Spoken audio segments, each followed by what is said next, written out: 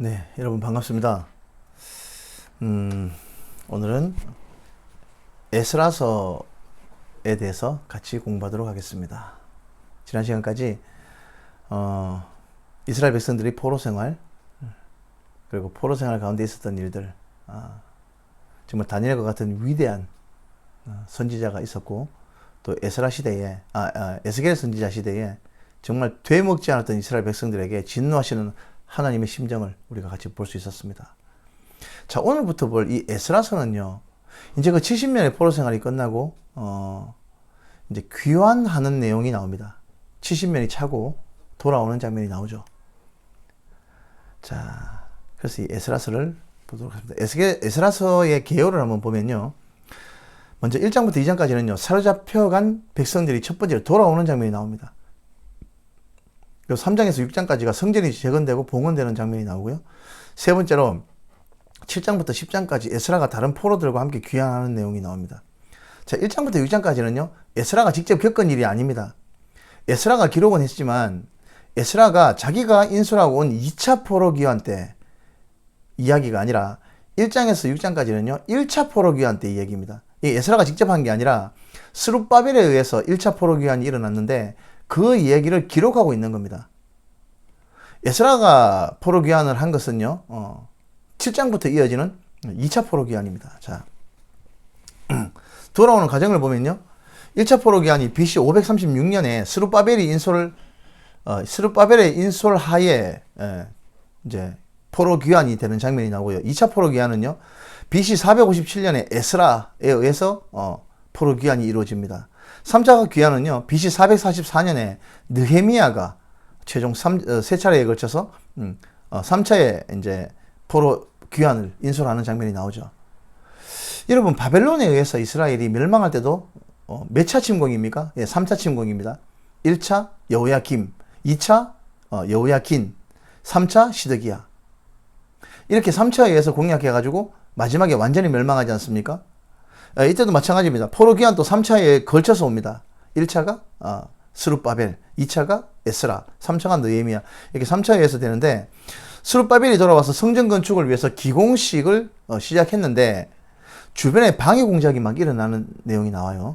에스라서를 보면 다리오 왕 2년 때까지 중단되고 방치되었다가 거의 14년, 15년 동안 방치되었다가 학계 선지자가 추상 같은 꾸짖음을 합니다.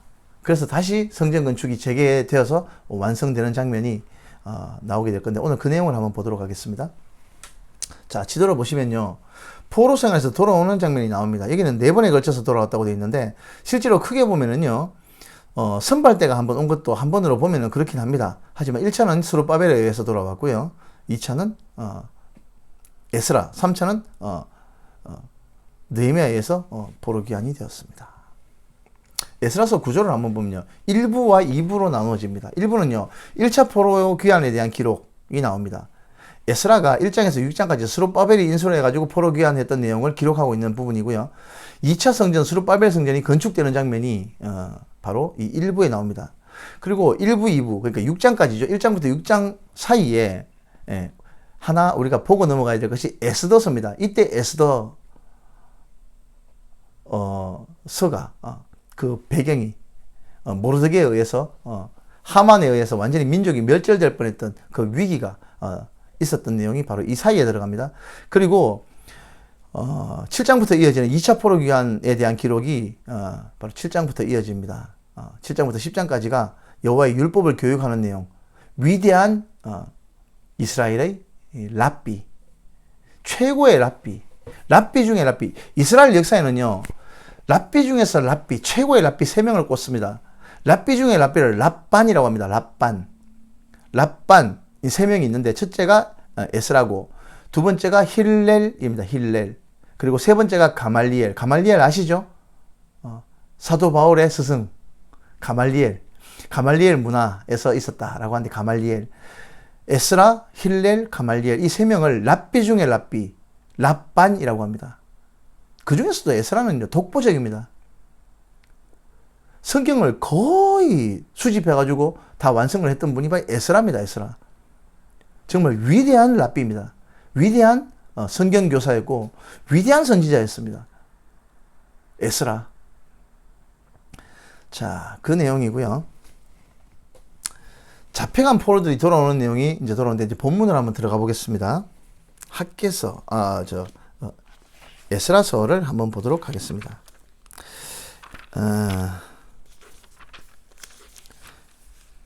잡혀간 포로들이 돌아오는 내용이 나오는데요. 먼저 한번 보겠습니다. 여호와께서 고레스의 마음, 갑자기 고레스가 튀어나옵니다. 그죠? 고레스 우리 한번 봤죠? 이사야서 공부할 때.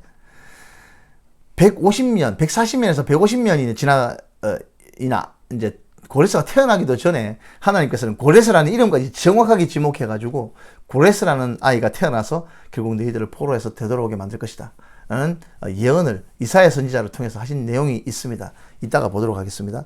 자, 먼저 한번 보겠습니다. 1장 1절에서 4절 말씀입니다.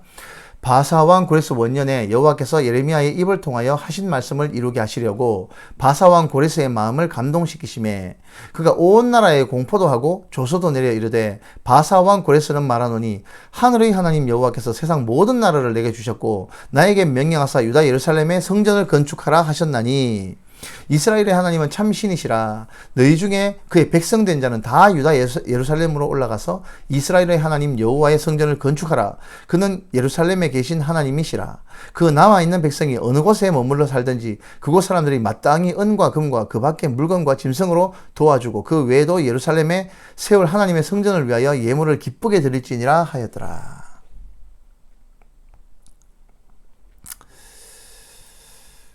자, 우리가 오늘 본문 읽었던 내용 중에서 똑같은 거 한번 더 보겠습니다. 역대하서 36장 22절에서 23절 한번 볼까요? 역대하서의 마지막 내용이죠.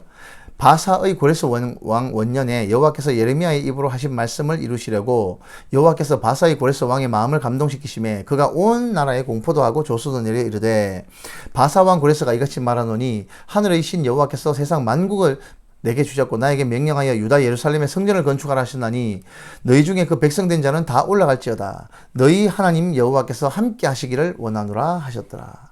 이게 이제 역대하서의 마지막입니다.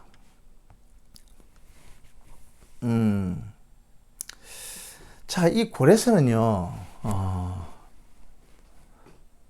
그 누구도 망할 줄 예상도 못했던 바벨론을 멸망시킨 왕입니다. 신바벨론 제국이, 이 바벨론이 고레스에 의해서 멸망하는데요. 바벨론은요, 외적에 의해서 멸망할 수 있는 성이 아닙니다. 여러분들 인터넷 들어가시면요, 바벨론 성, 그걸 갖다가 다시, 그래픽으로 재건해 놓는 게 있는데, 어마어마합니다. 성의 높이가요, 100m입니다. 100m. 30층 아파트 높이입니다. 높이가 100m라니까요. 그리고, 두께가요, 30m. 마차 2대가 다닐 수 있는 성벽이, 그런 성벽이 2중, 3중으로 겹겹이 되어 있습니다. 외적은 물리칠 수가 없어요. 그리고 해자가 물 속에 이제 큰 물이 성을 휘감고 있었기 때문에 성 근처, 성벽 근처에 접근도 못해요. 그 정도로 이 어마어마한 성이 바벨론 성이었습니다. 자, 이때 고레스가 이 칙령을 내리는데 가장 결정적인 역할을 한 분이 계셨는데 이분이 바로 다니엘입니다. 다니엘. 저희가 신구약 중간사 때 다시 한번 상세하게 설명을 하겠지만 이 고레스라는 사람은요, 메디아 제국의 왕이었던 그 왕의 그 손자입니다. 외손자입니다. 외손자. 메디아 왕에게는 딸이 하나 있었는데요. 그 공주가 어느 날, 이제 다른 얘기를 좀 하겠습니다. 세계사 이야기를 잠깐 해야지 이해가 갑니다. 이 공주가 꿈을 꿉니다. 어느 날 꿈을 꿨는데 공주가 오줌을 누르는데 이 오줌이 중근동에 얼마나 철철 넘쳤는지 중근동에 나라가 다 잠기는 꿈을 꿨습니다. 그러니까 이 꿈을 꾸었다고 이제 얘기를 하니까 이거 걱정이 돼서 이 보통 꿈이 아닌데, 그래서 이 왕이 아스테게스라는 왕이죠. 왕이 나라에 있는 모든 어마어마한 메디아가 그 당시에 제일 강대국이었거든요. 이 어마어마한 나라가 모든 박사들을 다 불러 모아가지고 이 꿈을 해석하게 합니다. 하니까 왕이시여, 이건 정말 좋은 꿈입니다. 공주에게서 태어날 이 만단의 공주라는 공주인데 이 만단의 공주에게서 태어날 아들이 이 전 세계를 지배하게 될 것입니다. 라는 해석을 내놓습니다. 그러니까 처음에는 왕이 좋아했습니다. 아스티아게스 왕이 그래? 좋은 꿈이다 생각했는데 가만 생각하니까 기분이 나쁜 거예요. 왜냐? 내 아들에게서 태어날 아이가 세계를 제패해야지 어떻게 내 딸에게서 태어나는 아들이 세계를 제패한단 말이냐. 안 될 일이지 하면서 이 딸을 그 당시 메디아 제국에서 저 멀리 있는 엘람이라는 변방으로 보내버립니다. 엘람이면 지금의 이란 땅이죠. 그 먼 변방으로 공주를 완전히 유배시켜버립니다. 그래서 그 지방 장관이었던 그 장관에게 시집을 보냅니다. 시집간 공주가 다시 꿈을 꿉니다. 이 아랫배에서 포도순이 축축축 올라와가지고 온 세계를 휘감는 꿈을 꿉니다. 이 꿈이 또 왕에게 알려졌죠. 아스티아게스 왕에게. 메디아 왕이었던 아스티아게스에게 전달되어집니다. 그러니까 이 아스티아게스가 이제 안 되겠다. 도저히 그대로는 안 되겠다. 이 포도순의 꿈을 꾼 것은요, 자기 딸이었던 공주 만다네가 엘람이라는 곳에 지방 총독에게 시집을 보냈는데 이 아이를 임신한 상태에서 꾼 꿈이었거든요. 그러니까 안 되겠다 하면서 이제 이 술수를 씁니다. 야, 공주에게 그래도 네가 공주인데 그 총골짜기에서 알을 낳으면 안 되지 않겠냐. 수도로 와가지고 좋은 시설이 있는 곳에서 애를 낳아라 라고 얘기합니다. 그리고 불려들여가지고 수산에 있었던 자기 성에서 아이를 낳게 합니다.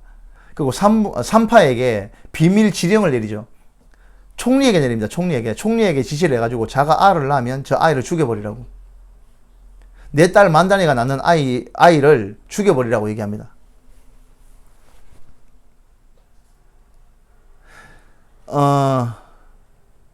그런데 산파에게 지시를 합니다. 근데 아이를 낳고 난 다음에 바로 자기 손으로 죽일 수는 없으니까 그 머슴에게 이 아이를 죽여서 끌어묻으라고 보냅니다. 근데 이 머슴의 아내도 똑같이 임신을 해가지고 아이를 낳은 거예요. 다 같은 날.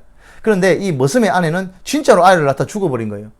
이렇게 총독의 지시에 의해서 만다네 공주의 아이를 이제 안고 가가지고 이제 죽여서 묻으려고 갔던 이 종이 자기 아내가 낳던 아이가 죽었으니까 이제 아이를 바꿔치기 한 거예요. 어차피 아지 뭐 하면서 죽은 아이를 묻고 이 공주의 아이를 갖다가 자기 아들인 양 길렀습니다.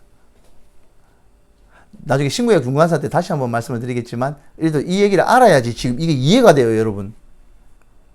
중근동에 그런 역사적인 이야기가 있었다는 얘기죠. 자, 공주의 아이가 종의 아이로 길러집니다. 그리고 공주와 종은 다시 이제 촌으로 돌아가가지고 촌골짜기로 돌아가가지고 거기서 생활을 하게 되겠죠. 근데 이 아이가 어렸을 때부터 너무 비범한 거예요. 얼마나 지략이 뛰어난지 그 주변에 있었던 그 동네 골목 대장 행세를 하면서 완전히 주변에 아이가 얼마나 똑똑한지요. 그 골목 대장을 하면서 군사 편제를 하고요. 조직을 꾸리고요. 그렇게 가지고 골목 대장 짓을 한 거예요. 골목 대장을 하던 어느 날 진짜 총독의 아이를 갖다가 이제 곤장을 갖다가 쳐버린 일이 있었습니다. 그러니까 어디 종놈의 아이가 어떻게 총독의 그러니까 지방 관리의 아이를 갖다가 이렇게 매로 칠 수가 있냐 가지고 불렀습니다. 이 소문이 수도에 있었던 아스티아게스 왕의 귀에까지 들렸습니다. 그런 맹랑한 아이가 있었다면서 우스갯소리로 들렸는데 그래? 궁금하네. 신기하기도 하고 야, 그 아이 한번 데리고 와봐라 했습니다. 데리고 왔는데 뭐라?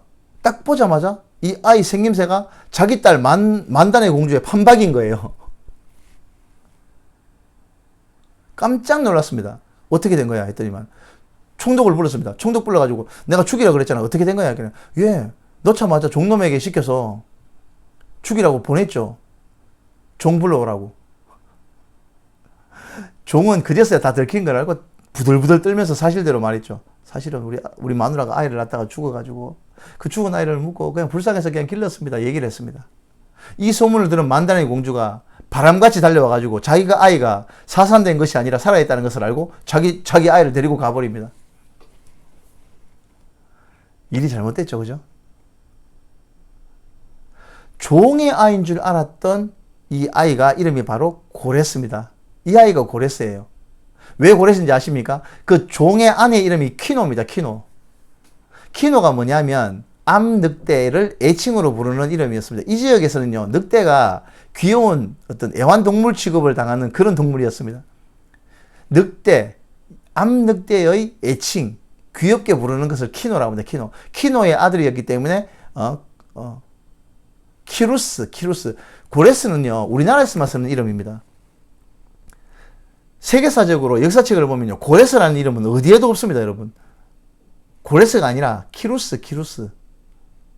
우리 할아버지들이 고레스라고 이름해가지고 어떻게 바꾸지도 뭐하고 이러했는데, 역사책을 봐도 그렇고 고레스, 키루스. 예, 뭐 우리는 고레스라고 성경에 대해서니까 고레스라고 얘기를 하겠습니다. 그래서 이 고레스가 자기 엄마 품에서 진짜 왕자로 자랍니다. 엘람 총독의 아이로 자라죠. 근데 대단합니다. 날개단 호랑이처럼 용력도 대단했을 뿐더러 조직을 장악하고 휘두르는, 그리고 조직을 기르는 능력이 탁월했습니다. 얼마나 탁월했냐면 수도에 있는 자기 외할아버지가 위협을 느낄 만큼 탁월했습니다. 그런데요, 이 일이 있고 난 다음에 이 아스티아게스 왕이 총리에게 자기 딸의 아이를 죽이라고 명령을 내렸는데 이 명령을 똑바로 수행하지 못했잖아요. 그래서 하루는 어떤 일이 있었냐면 이 아스티아게스 왕이 잔치와 연회를 베풉니다. 연회를 베풀어 가지고 음식을 먹이는데 각각의 귀빈들 앞에 음식상을 차립니다. 음식상을 차리는데 그 음식상을 차린 그 음식이 총독 앞에 있는 음식은 뭔가 까만 보자기가 쭉 쌓여 있는 거예요. 그래서 각자 이제 연회가 시작되었으니까 자기의 음식을 먹었겠죠. 막 먹어 들어가는데 총리가 깜짝 놀란 겁니다. 왜 놀랐냐면 고기를 막 먹고 들어가는데 고기 밑바닥에 자기 아이의 머리가 나오는 거예요. 세상에 아스티아게스 왕이 그 일 하나 똑바로 처리 못했다고 총리의 아이를 요리해가지고 자기 아버지에게 먹인 거예요. 놀라서 벌떡 일어났죠. 그런데 어떡합니까? 여러분, 고대 사회에서는요, 왕은 신입니다, 신. 감히 반항을 못해요. 슬픈 마음을 억누르고 꾹 눌러 참고 그 자리를 벗어났죠. 근데 어떻게 아버지가 자기 아이를 갖다가 그렇게 됐는데 어떻게 그 가슴 속에 한이 안 남겠습니까? 그리고 시간이 흘러서 고레스는 고레스대로 성장했고 총리는 총리의 직분을 했겠죠. 근데 이 지방에 엘람에 보내놨던 자기 딸의 아이 고레스가 너무 강성하니까 이래서는 안 되겠다 싶어서, 이제 암살은 안 되겠다 싶어서 이 총리에게 군사를 다 맡겨가지고 이 아이를 정벌하라고 보냅니다. 그런데 이 총리가 어떻게 해요? 왕이 자기 아이를 자기에게 삶아 먹게 만들었지 않습니까? 그 한을 가지고 있었던 총리였어요. 가는 도중에 자기 군사들을 선동해가지고 그냥 고레스에게 항복을 해버립니다.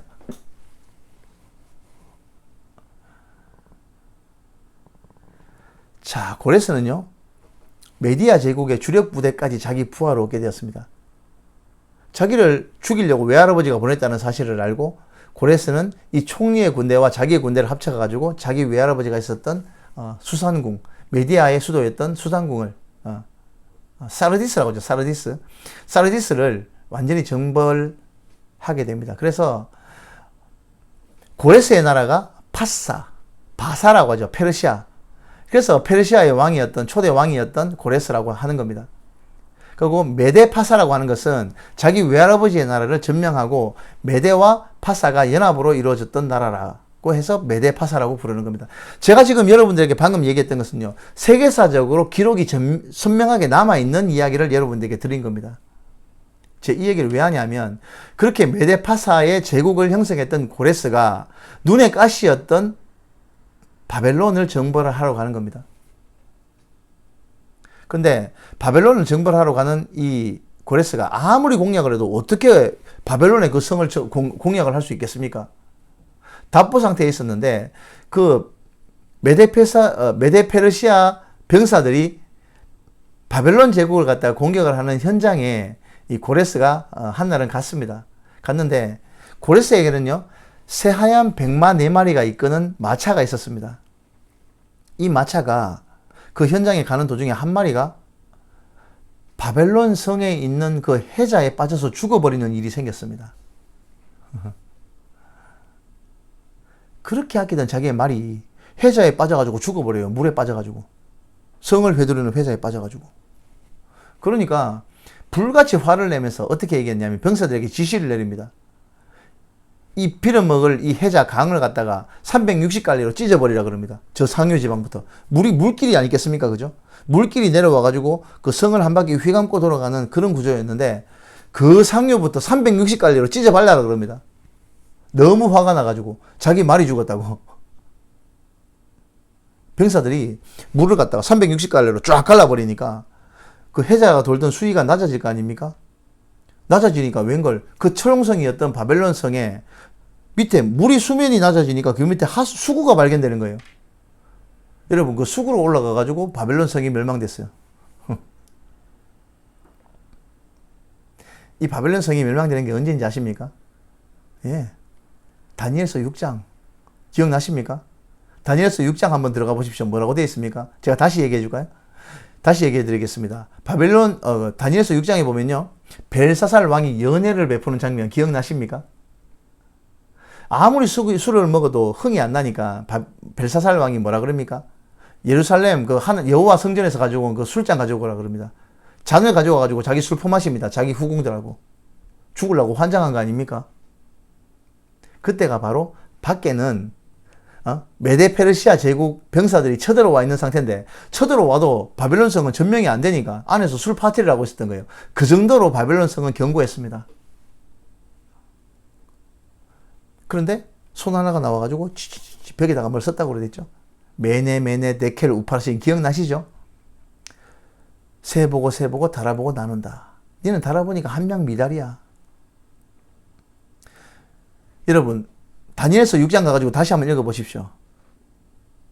그날 저녁에 바벨론 왕 벨사살이 죽었더라 라고 기록되어 있습니다. 한 줄. 그게 바로 바벨론 성이 함락된 날이었습니다. 밖에는 누가 와 있었다고요? 예, 고레스가 와 있었어요. 다니엘서 6장에 밖에 고레스와 고레스의 병사들이 와 있었다는 얘기입니다. 이제 좀 이해가 가십니까? 그 인물이 바로 고레스인데요. 이 고레스가 태어나기 140년, 150년 전에 이미 예언이 되어 있었어요. 어디에 예언이 되었었는지 한번 볼까요? 이사야서에 예언이 되었어요. 이사야서에. 보기 전에 한 가지만 얘기할게요. 그날 저녁에 바벨론 성이 고레스에 의해서 함락되었는데 성문이 열리고 페르시아 군사들이 바벨론 성으로 밀고 들어옵니다. 그렇게 해가지고 연회를 베풀던 벨사살 왕을 잡습니다. 벨사살 왕은요, 어디서 나왔는지도 모르는 손이 나와가지고 벽에 글씨를 쓸 때도 무릎이 떨릴 만큼 무서웠지만, 고레스와 페르시아 군대가 쳐들어와가지고 자기 목에 칼을 들이대니까 또 덜덜덜 떨었겠죠. 그런데 전혀 떨지 않은 한 분이 계셨습니다. 그게 누굽니까? 예, 다니엘. 그때 다니엘은요 90도 넘었는 진짜 백발이 성성한 노인이었을 겁니다. 시간을 계산해보면 최소 90살입니다. 그래서 10살이 잡혀와도 10살이 잡혀왔으면 80세였고요. 20살이 잡혀왔으면 90세입니다. 왜? 70년이 지났기 때문에. 자, 그렇게 이제 시간이 지났는데 백발이 성성한 노인이었습니다. 이분은요, 바벨론 성이 무너지고 페르시아 군대가 쳐들어왔는데도 태어난 거예요. 그날 저녁에 바벨론 벨사살 왕은 죽임을 당했고요. 고레스가 문을 박차고 쳐들어오는데 태연하게 앉아가지고 바벨론이 들어오니까 팔짱 끼고 앉아가지고 어서 오십시오. 나는 당신이 올 줄 알고 있었습니다. 라고 얘기합니다. 그러니까 고레스가 놀랬겠죠. 아니 이 영감이 놀라야 되는데 전혀 놀라질 않거든. 영감님 누굽니까? 나는 다니엘이라는 사람입니다. 거기 앉으십시오. 제가 잠깐 들려드릴 말씀이 있습니다. 나는 왕이 오시기 140년, 150년 전에 이미 알고 있었다고. 하나님께서 미리 기록된 말씀대로 왕이 쳐들어와가지고 이 바벨론 성을 무너뜨리신 거라고. 그러면서 들려주는 얘기가 바로 이사야서 45장 1절에서 8절까지의 말씀입니다. 한번 읽어볼까요? 보겠습니다. 45장 1절입니다. 이사야서 45장 1절입니다.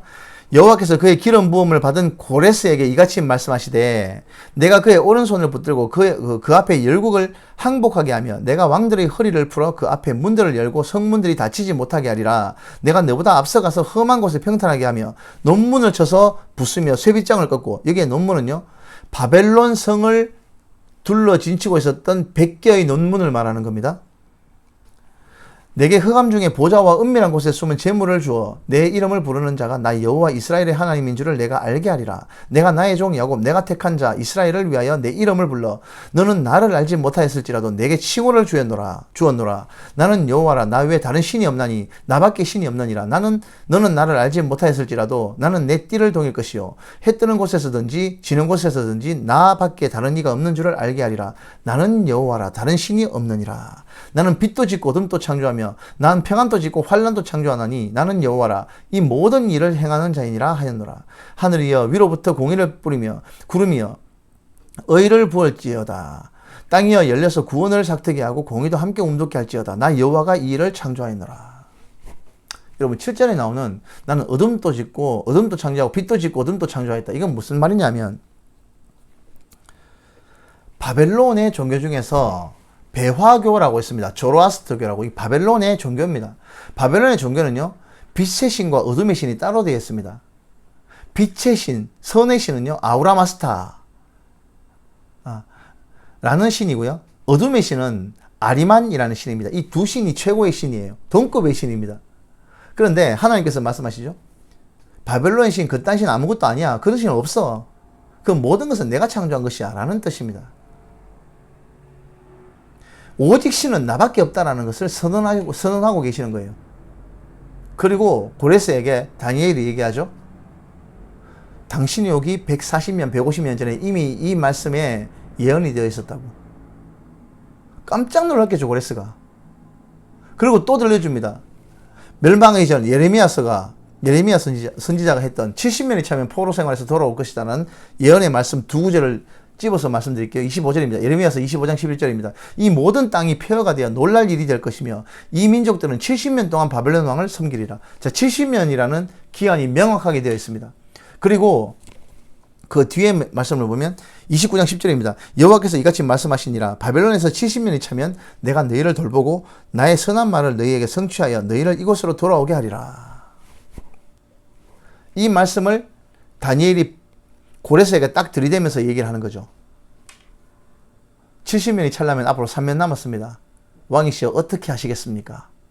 왕을 미리 나기도 전에 미리 계획하셨던 하나님의 뜻을 따르시겠습니까? 안 따르시겠습니까? 선택하십시오. 이러니까 고레스가 그 말씀 앞에 무릎을 꿇었겠죠. 이미 다 알고 있었는데.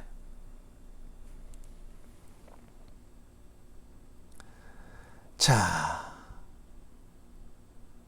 그렇게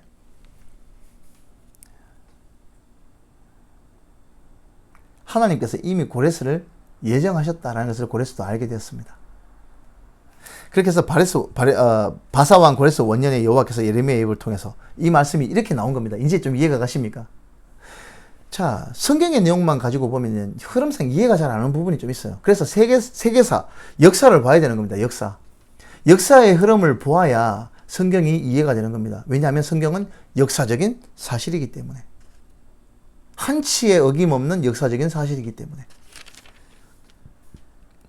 자, 2장에는요, 그렇게 돌아온 사람들이 쭉 나야 되는 장면이 나옵니다.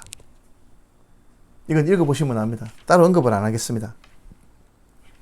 그래서 2장 64절에서 65절을 보면, 돌아온 총 회중의 숫자가 나오는데요. 볼게요. 64절, 65절입니다.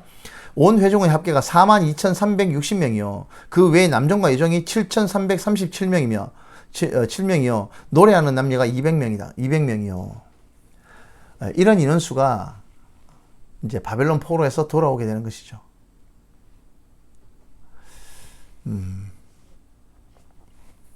자, 3장에는요, 성전이 재건되고 봉헌되는 장면이 나옵니다. 자, 비로소 돌아온 사람들이 이제 준비하고 이렇게 해가지고 만 2년 만에 성전을 봉헌하는 장면이 나와요.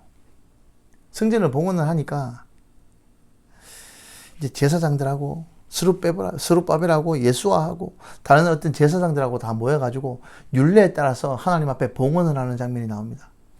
이때요, 먼저 본문부터 읽어보겠습니다. 12절 13절 말씀 보겠습니다. 제사장들과 레위 사람들과 나이 많은 족장들은 첫 성전을 보았으므로 이제 이 성전의 기초가 놓임을 보고 대성통곡하였으나 여러 사람들은 기쁨으로 크게 함성을 지르니 백성이 크게 외치는 소리가 멀리 들리므로 즐거이 부르는 소리와 통곡하는 소리를 백성들이 분간하지 못하였더라. 왜 이런 일이 벌어진지 아십니까? 나이가 많으신 분들은요, 10살의 포로에 잡혀갔으면 몇 살? 80세. 20살에 잡혀갔으면 몇 살? 90세. 30살에 잡혀갔으면 몇 살? 올해 장수하신 분이라면 100살입니다. 이런 나이 많은 분들은요, 솔로몬 성전의 영광을 다 보셨던 분들이에요. 그죠? 솔로몬 성전의 영광을 다 보셨던 분들이 새로 지어지는 이 스룹반벨 성전을 보니까 너무 초라한 거예요. 그러니까 대성통곡을 한 거예요. 바벨론 포로에서 돌아왔지만 새로 짓는 이 스룹바벨 성전이 예전에 솔로몬 성전에 비해서 너무 하찮고 보잘것없는 거예요. 대성통곡을 했습니다. 하지만 바벨론 포로 생활 중간에 태어난 아이들은요, 그냥 좋아가지고 기쁨의 노래를 부르는 거예요. 이야, 성전이 완성됐다면서. 노인들은 통곡을 하고요, 어린아이들과 젊은이들은 다 완성된 이 성전을 보면서 노래와 찬양을 부르는 거예요. 그 두 개의 소리가 뒤섞였다라는 게 바로 이 본문입니다. 이해가 하십니까? 자, 4장에는요, 성전 건축을 방해하는 사람들이 나옵니다. 성전 건축을 왜 방해합니까? 이때까지 자기들이 70년 동안 자리 트고 터줏대감 노릇을 했잖아요.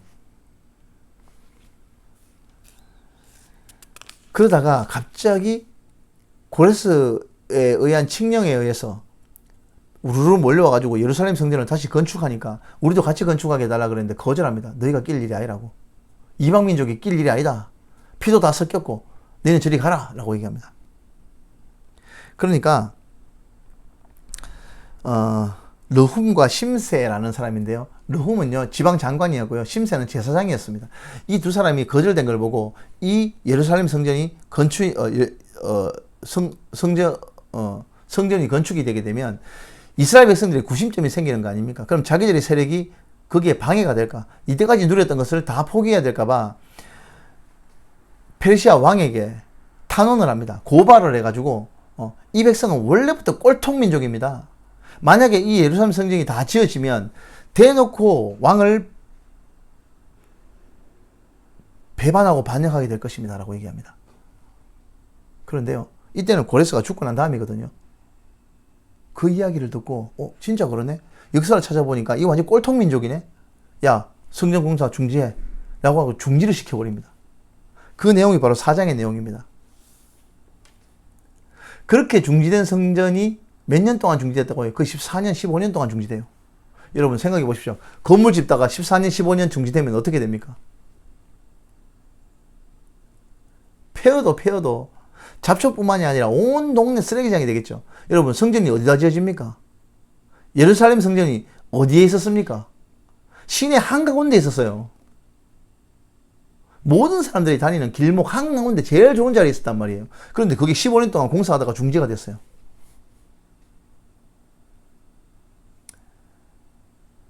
방해에 의해서 중지를 하긴 했지만 사람들은 귀한 공동체 사람들은 지금 보면 말씀 보면 이렇게 되어 있어요. 아이고 막 부담스럽기도 하고 은근히 그랬는데 막 이참에 잘 됐다. 엎어진 김에 쉬다 가자. 그리고 자기 집 짓기에 바빴다는 거예요. 15년 동안 방치했습니다. 이때 나타난 선지자가 바로 학개 선지자입니다. 학개 선지자. 자, 여러분들 에스라서 4장 제일 마지막에 갈로 열고 성경에 이렇게 기록해 놓으십시오. 학개 선지자 시대라고. 갈로 열고 학개 선지자라고 기록을 하십시오. 성경에다 기록하십시오. 메모지였으면 백날은 안 봅니다, 여러분. 여기다가 학개 선지자라고 기록하십시오. 자, 그래서 우리는 학개서로 넘어가 보도록 하겠습니다. 학개서. 학개서는요, 크게 6파트로 나눌 수 있습니다. 1장 1절에서 11절은요, 성전 재건축을 명령하는 장면입니다. 그 14년, 15년 동안 멈춰져 있었던 성전 건축을 재개하라는 명령이 떨어지는 장면이죠. 그리고 12절에서 15절은요, 여호와의 명령에 순종하는 백성들, 하나님의 명령에 순종하는 백성들의 반응이 나오고요. 2장 1절에서 9절은 새 성전의 위용, 어떻게 생겼는지가 나오는 겁니다. 그리고 2장 10절에서 14절, 선지자가 제사장들에게 구한 자문, 그리고 15절에서 19절이 하나님의 복을 주시리라고 약속하는 장면이 나옵니다. 그리고 2장 20절에서 23절까지가 하나님이 스룹바벨에게 하신 약속이 나옵니다. 아까 제가 말씀드렸던 노인들은 통곡을 했고 아이들은 노래를 불렀다라고 내용은 이 기초를 다진 장면을 보고 했던 내용이고요. 기초를 다져가지고 보니까 너무 보잘것 없어가지고 노인들은 통곡을 했었고 아이들은 노래를 했던 장면입니다. 자, 학개서를 보면요. 학개 선지자의 책망과 건면하는 장면이 나오는데 학개 선지자는 어릴 때 바벨론의 포로로 잡혀갔다가 어른이 되어서 돌아온, 그러니까 예루살렘 성전의 영광도 본 분이고 지금 이 초라한 스룹바벨 성전도 보신 분이에요. 그리고 그 당시 사람들은 성전 건축이 중단된 것을 무슨 핑계를 댔냐면 아직도 하나님의 때가 안 됐는갑다 이렇게 치부를 해버린 거예요. 하나님의 때가 이르지 않았다. 두 번째, 어떤 사람은요, 하나님의 뜻이 아닌갑다. 하나님의 뜻이면 왜 이렇게 어렵나? 술술술 순적하게 풀려야지. 그런 얘기를 했다는 거예요. 그리고 네 번째가 하나님이 함께 하시지 않는 것 같다. 하나님 우리하고 함께 안 계시는 것 같다. 마지막으로 지도자가 무능해서 그렇다고. 스룹바벨이 무능해서 그렇다고. 이런 소리나 해댔습니다. 학개 선지자는요, 성전 건축은 하나님의 뜻이고 하나님의 때는 지금 또 하나님께서 함께 하시고 지금 이게 하나님의 뜻이라고. 그럼 지금이 하나님의 때라고. 왜 이렇게 지연시키냐고 질책을 했던 그런 아이가 연세가 많으신 분이었습니다. 학개 선지자는요. 그리고 종교 혼합주의, 그 당시 토속 종교와 섞여가지고 제사를 막 함부로 막 드리는 이런 부분도 지적을 했던 부분이 있었고요. 흉년이 들고 재앙이 계속되고 있다고, 이것 때문에. 그리고 성전 건축하고 있는 지금이 비록 보잘것없지만 정성을 다해 드리기만 하면 하나님께서 기뻐 받으실 것이다 라는 말씀을 전했던 선지자입니다. 그리고 은도 금도 다 하나님의 것이다. 은도 내 것이요 금도 내 것이라 하나님께서 말씀하시거든요. 너가 지금 이게 초라해 보이냐? 너희 눈에는 이게 초라해 보이냐? 하지만 금도 내 것이고 은도 내 것이라고. 이 초라한 성전이 결국은 너희들 그 금이나 은 이거 보지 않는다. 그리고 내가 다 채워주겠다. 나는 너희의 정성을 본다라고 말씀을 하시는 부분입니다. 그리고 훗날 영광이 앞에 솔로몬 영광보다 더 클 것이다. 그런 희망의 메시지도 같이 주시는 장면이 이어지는 부분입니다. 여러분, 저는 소선지서는요, 가급적 다 읽습니다. 왜? 잘 안 읽어보시니까. 읽어봐도 무슨 말인지 설명도 잘 안 해주니까. 저는 다 읽습니다. 학교수도 뭐 짧으니까 다음에 읽어보겠습니다. 보겠습니다. 1장 1절에서 11절입니다. 다리오왕 제2년 6째 달 곧 그 달 초하루에 여호와의 말씀이 선지자 학개로 말미암아 스알디엘의 아들 유다 총독 스룹바벨과 여호사닥의 아들 대제사장 여호수아에게 임하니라. 이르시되 만군의 여호와가 이같이 말하여 이르노라. 이 백성이 말하기를 여호와의 전을 건축할 시기가 이르지 아니하였다 하느니라. 여호와의 말씀이 선지자 학개에게 임하여 이르시되 이 성전이 황폐하였거늘 너희가 이때에 판벽한 집에 거하는 것이 옳으냐. 그러므로 이제 만군의 여호와가 이같이 말하노니 너희는 너희의 행위를 살필지니라. 너희가 많이 뿌릴지라도 수확이 적으며 먹을지라도 배부르지 못하며 마실지라도 흡족하지 못하며 입어도 따뜻하지 못하며 일꾼이 삭슬받아도 그것이 구멍 뚫린 전대에 넣음이 되느니라. 만군의 여호와가 말하노니 너희는 자기의 행위를 살필지니라. 너희는 산에 올라가서 나무를 가져다가 성전을 건축하라. 그리하면 내가 그것으로 말미암아 기뻐하고 또 영광을 얻으리라. 여호와가 말하였느니라. 너희가 많은 것을 바랐으나 도리어 적었고 너희가 그것을 집으로 가져갔으나 내가 풀어버렸느니라. 나 만군의 여호와가 말하노라. 이것이 무슨 까닭이냐. 내 집은 황폐하였으되 너희는 각기 자기의 집을 짓기 위하여 빨랐습니다. 그러므로 너희로 말미암아 하늘은 이슬을 거쳤고 땅은 산물을 거쳤으며 내가 이 땅과 산과 곡물과 새 포도주와 기름과 땅의 모든 소산물과 사람의 가죽과 송으로 수고하는 모든 일에 한재를 들게 하였느니라. 자, 무슨 말씀이냐. 조금 어려움이 있다고 해서 백성들은 하나님의 때가 아닌갑다 라고 말하면서 손을 놔버렸어요. 하나님께서는 이 점을 꾸짖으시는 거예요. 판벽한 집이라고 나오죠. 4절에. 판벽한 집은 뭐냐면 벽과 지붕이 완벽하게 갖추어진 집을 판벽한 집이라고 합니다. 너는 벽하고 지붕을 완벽하게 갖춰놓고 내 전은 짓다가 이렇게 짓다가 말아버리느냐? 짓다가 내팽개쳐버리느냐? 온 동네 강아지들 막 온 동네 막 동물들 와가지고 막 엉망진창으로 만들어 놓지 않았겠습니까? 14년 15년입니다, 여러분. 이 긴 시간 동안 성전 건축을 방치한 거예요. 하나님께서는 이 점을 섭섭하게 생각하신 거예요. 그래놓고 너희 거 챙기기 바빴냐? 오냐, 너희가 너희 거 챙기기 바빴지. 근데 너희가 열심히 수고할지라도 너희가 훅 불어버렸고, 너희가 열심히 돈 벌어가지고 삭스를 받았지만 내가 구멍 뚫린 전대에 넣은 것처럼 줄줄줄 흘러가지고 새버리게 만들었다고. 깐뿌기, 너희가 농사를 지었느냐? 내 깐뿌기와 병충해가 몰려와가지고 다 먹어버리게 만들었다고.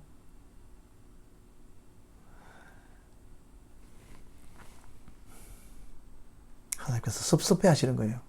그러면서 다시 말씀하십니다. 12절에서 15절입니다. 성전 건축을 그러므로 재개하라는 말씀을 주시는 거예요.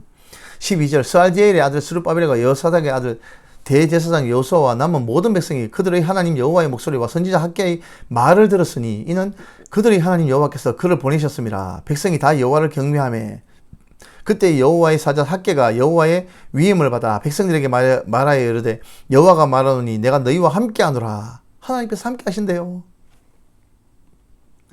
여호와께서 스알디엘의 아들 유다 총독 스룹바벨의 마음과 여호사닥의 아들 대제사장 여호수아의 마음과 남은 모든 백성의 마음을 감동시키시며 그들이 와서 만군의 여호와 그들의 하나님의 전공사를 하였으니 그때는 다리오 왕 제2년 6째 달 24일이었더라. 세상에 이 백발이 성성한 노인이 추상같이 꾸짖는 이 꾸짖음에 백성들이 순종했답니다. 이런 일이 얼마만입니까, 여러분? 에스겔에서 보셨잖아요. 하나님께서 꾸짖으시는데 빠락빠락 떼들고 그랬던 사람들이 포로 생활 돌아오니까 하나님의 이 추상 같은 꾸짖음을 들었답니다. 놀라운 일 아닙니까? 몇 년 만입니까, 이게? 자, 하나님의 말씀을 듣고 돌이키고 성전 건축을 시작합니다. 물론 그 뒤에 우리 5장, 에스라서 5장 6절 말씀을 보시면 반대가 심합니다. 그럼에도 불구하고 꿋꿋하게 추진해가지고 완성시킵니다. 2장 1절에서 9절입니다. 일곱째 달 그달 21일에 여호와의 말씀이 선지자 학개에게 임하여 이르시되 너는 스알디엘의 아들 유다 총독 스룹바벨과 여호사닥의 아들 대제사장 여호수아와 남은 백성에게 말하여 이르라. 너희 가운데 남아있는 자 중에 이 성전의 이전 영광을 본 자가 누구냐? 이제 이것이 너희에게 어떻게 보이느냐? 이것이 너희 눈에 보잘것없지 아니하냐? 그러나 여호와가 이르노라. 스룹바벨아 스스로 굳세게 할지어다. 여호사닥의 아들 대제사장 여호수아야 스스로 굳세게 할지어다. 여호와의 말이니라. 이 땅 모든 백성아 스스로 굳세게 하여 일할지어다. 내가 너희와 함께 하노라. 만군의 여호와의 말이니라. 너희가 애굽에서 나올 때에 내가 너희와 언약한 말과 나의 영이 계속하여 너희 가운데 머물러 있나니 너희는 두려워하지 말지어다. 만군의 여호와가 이같이 말하노라. 조금 있으면 내가 하늘과 땅과 바다와 육지를 진동시킬 것이요 또한 모든 나라를 진동시킬 것이며 모든 나라의 보배가 이르리니 내가 이 성전의 영광이 충만하게 하리라. 만군의 여호와의 말이니라. 은도 내 것이요 금도 내 것이라. 만군의 여호와의 말이니라. 이것이 나중에 이 성전의 나중 영광이 이전 영광보다 크리라. 만군의 여호와의 말이니라. 내가 이곳에 평강을 주리라. 만군의 여호와의 말이니라. 너희 예전의 영광을 본 자가 있느냐? 너희가 보기에 이 성전이 초라해 보이냐? 하지만 내가 이제부터 이 성전에 너희와 함께 하겠다고. 나 여호와가 너희와 함께 한다고. 그렇게 말씀하시는 거예요. 여러분, 사람이 아무리 화려한 성전을 지어도 하나님 앞에 그게 뭐겠습니까? 우주 만물이 창조주께서 사람이 지은 그딴 건물에 뭐가 그렇게 감동하시겠습니까? 하나님께서 감동하신 거 많이 보아 오셨지 않습니까? 하나님 어디에서 감동하십니까? 사람의 진심에 감동하세요. 사람의 진심에 감동하시는 분이시지 사람의 물질이나 건물 이런 거에 감동하시는 분이 아니에요. 그게 뭐라고요? 하나님 앞에는 다 하찮은 거예요.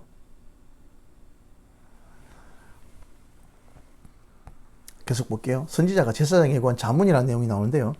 10절에서 14절입니다. 다리오 왕 제2년 9째 달 24일에 여호와의 말씀이 선지자 학개에게 임하니라. 이르시되 만군의 여호와가 말하노라. 너는 제사장에게 율법에 대하여 물어 이르기를 사람이 옷자락에 거룩한 고기를 쌌는데 그 옷자락이 만일 떡이나 국이나 포도주에나 기름에나 다른 음식물에 닿았으면 그것이 성물이 되겠느냐 하라. 학개가 물음에 제사장들이 대답하여 이르되 아니니라 하는지라. 학개가 이르되 시체를 만져서 부정하여진 자가 만일 그것들 가운데 하나를 만지면 그것이 부정하겠느냐 하니 제사장들이 대답하여 이르되 부정하니라 하더라.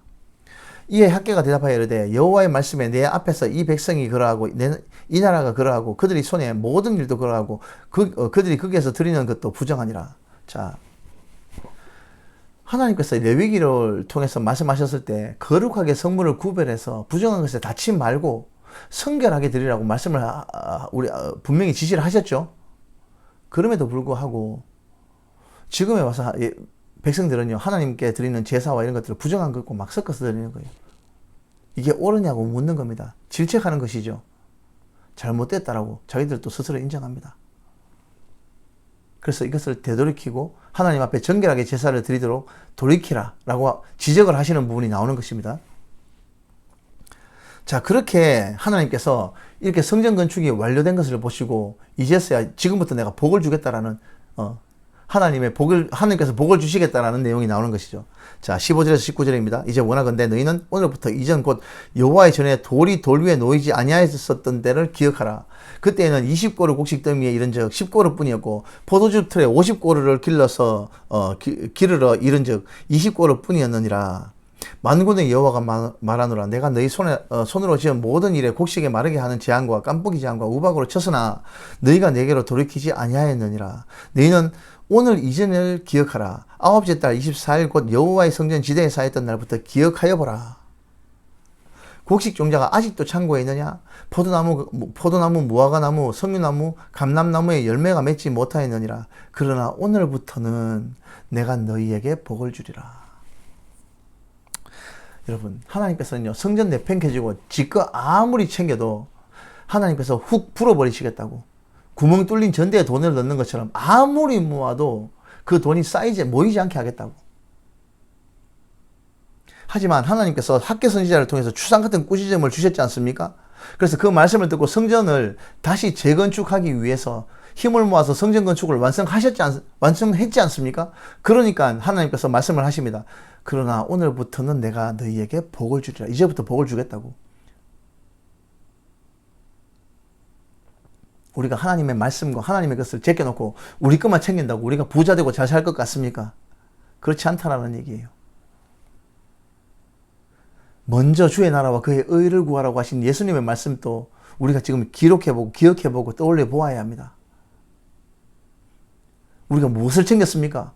우리 삶 속에서 우리의 삶에 바빴습니까? 그래서는 우리가 원하는 것을 전혀 얻지 못할 것이다 라는 경고의 말씀이기도 합니다. 여러분, 계속 보겠습니다. 그리고 스룹바벨, 백성들이 무능하다고, 지도자가 무능해서 지금 성전 건축이 중단된 거라고 이렇게 얘기했던 스룹바벨, 어떻게 하나님께서 말씀하시는지 보겠습니다. 20절입니다. 그달 24일에 여호와의 말씀이 다시 학개에게 임하시니라. 이르시되 너는 유다 총독 스룹바벨에게 말하여 이르라. 내가 하늘과 땅을 진동시킬 것이요 여러 왕국들의 보좌를 엎을 것이요 여러 나라들의 세력을 멸할 것이요 그 병거들과 그 탄자들을 엎드러뜨리리니 말과 그 탄자가 각각 그의 동료들의 칼에 엎드러지리라. 만군의 여호와가 말하노라. 스알디엘의 아들 내 종 스룹바벨아, 여호와가 말하노라. 그날에 내가 너를 세우고 너를 인장으로 삼으리니 이는 내가 너를 택하였음이니라. 만군의 여호와의 말이니라 하시니라. 자, 스룹바벨도 굳세게 하고 강하게 해서 결국은 이 백성의 지도자의 역할을 잘 완수하게 해주겠다라는 내용입니다. 자, 이렇게 스룹바벨 성전이 완성되고 하나님의 성전이 건축되는 것이 학개 선지자를 통해서 그 추상 같은 꾸짖음을 통해서 성전이 완성되고 재건축되는 내용이 기록되어 있는 것입니다. 자, 여기까지가 학개 선지자, 짧은 책이지만 하나님께서 우리가 조금 어려움에 봉착했다고 해서 하나님의 뜻이 아닌갑다. 하나님이 우리와 함께 하시지 않으시는갑다. 아직 때가 안 되었는갑다. 이런 소리는 할 게 아니라고. 마귀는요, 하나님의 뜻이지만 하나님의 뜻이기 때문에 반대하고 방해하는 게 마귀가 하는 짓입니다. 여러분들 요나서 보시지 않습니까? 하나님의 뜻에 반해서 정반대로 가는데 때를 따라 한 달에 한 번도 잘 뜰까 말까 하는 배가 도착하자마자 바로 출발하지 않습니까? 순적하다고 다 하나님의 뜻입니까? 순적하다고 다 하나님이 기뻐하시는 일입니까? 그렇지 않다는 거예요. 어렵다고 반대급부적으로 어렵고 일이 잘 안 풀린다고 해서 꼭 하나님의 뜻이 아닙니까? 그거 아니라는 얘기입니다. 이럴 때일수록 힘을 내서 하나님의 뜻을 더욱더 강력하게 추진하려고 하는 의지가 있어야 된다는 얘기입니다.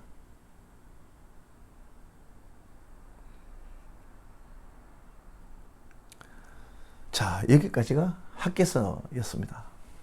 다시 우리는요, 에스라서 두 번째 이야기 5장으로 돌아가 보도록 하겠습니다. 에스라서 5장에 보시면요, 그 긴 세월 동안 다시금 청가에서 다리오 왕 2년에 다리오 왕이 이제 페르시아의 왕으로 다스릴 때 이스라엘 백성들이 다시금 탄원서를 올려가지고 고레스 왕이 내렸던 칙령이 있다 하면 찾아봐 달라고 얘기합니다. 이 이야기를 들은 다리오 왕이 지시를 내려가지고 성전에 그 문서고를 다 뒤져가지고 결국 고레스 칙령을 찾아냅니다. 보니까 진짜거든요. 그래서 이야기합니다. 고레스 왕이 이런 칙령을 내렸네. 좋다. 고레스 왕의 칙령대로 그 모든 필요한 물품들을 나라에서 다 내주겠다. 그리고 이 일을 방해하는 자들은 그 집을 쪼가리 내가지고 걸음터로 만들고 그 걸음터 위에 그 목을 매달겠다고. 추상 같은 명령이 떨어지는 거예요. 그러니까 반대도 못하고 가만히 지켜봅니다. 그렇게 성전이 완공되는 장면이 6장 13절에서 15절에 나옵니다. 보겠습니다. 13절입니다. 다리오 왕의 조서가 내림에 유브라 대강 건너편 총독 다뜨네와 스달보스네와 그들의 동관들이 신속히 준행하니라. 유다 사람들이 장로들이 선지자 학개와 이또의 손자 스가랴의 권면을 따랐으므로 성전 건축하는 일이 형통한지라. 이스라엘 하나님의 명령과 바사왕 고레스와 다리오와 아닥사스다의 조서를 따라 성전을 건축하며 일을 끝내되, 그죠? 일을 끝냈다고 되어 있죠. 자, 이렇게 성전 건축이 끝났습니다. 그 내용이 바로 5장과 6장, 그리고 성전 봉헌하는 장면이 나옵니다. 학개 선지자는 이 활동을 끝으로 아마 세상을 떠난 것 같아요. 그 뒤로는 기록이 안 나와요. 자, 오늘 우리가 본 6장까지가 바벨론 1차 포로 귀환 공동체의 이야기였습니다. 에스라서의 기록은 되어 있지만 에스라가 직접 경험한 일이 아니고 에스라 앞에 포로 귀환했던 스룹바벨 총독의 1차 포로 귀환 때의 내용이라 이런 얘기입니다. 자, 우리가 오늘 여기까지 보고요. 그 뒤에 보면은 여기 보면 스가랴 선지자 이야기가 나오죠. 우리가 스가랴 선지자도 만나봐야 됩니다. 만나보고 이제 에스라에 의한 2차 포로 귀환 이것도 같이 보면서 보도록 하겠습니다. 자, 또 시간이 새벽 2시가 넘었네요. 여러분, 우리가 성경을 읽고 하나님의 뜻을 안다는 것은 고된 우리의 일상과 우리의 삶의 임무를 수행하면서도 이렇게 꼭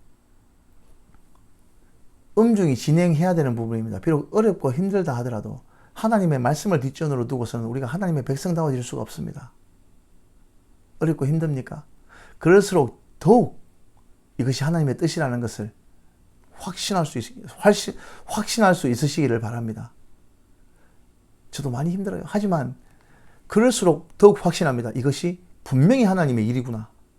마귀가 이 일을 방해하기 위해서 발악을 하는구나. 우리가 성경 똑바로 알지 못하게 하기 위해서 마귀가 지금 할 수 있는 모든 최후의 발악을 다 하는구나. 저는 그걸 느껴요. 여러분 어떻게 하시겠습니까? 조금 어렵고 힘든 일이 있습니까? 하시는 일이 지금 이 성경 공부를 하면서 더 어렵게 힘든 일 가운데 봉착해 있는 일이 있습니까? 그러면 확신하십시오. 이거는 확실히 하나님의 뜻이구나. 이 성경 공부를 내가 끝까지 하는 것이 하나님의 정말 확실한 뜻이구나. 그렇게 믿어 의심치 않는 저와 여러분들 되시기를 바랍니다. 자, 오늘은 1차 포로 귀환 공동체에 대한 이야기까지 보았습니다. 다음 시간에는요, 스가랴서와 에스겔서, 에스라서 2편 7장부터 이어지는 스가랴 선지자의 내용과 에스라서 7장의 내용을 가지고 다음 시간에 같이 뵐 수 있도록 하겠습니다. 자, 오늘은 여기까지 하겠습니다. 수고하셨습니다.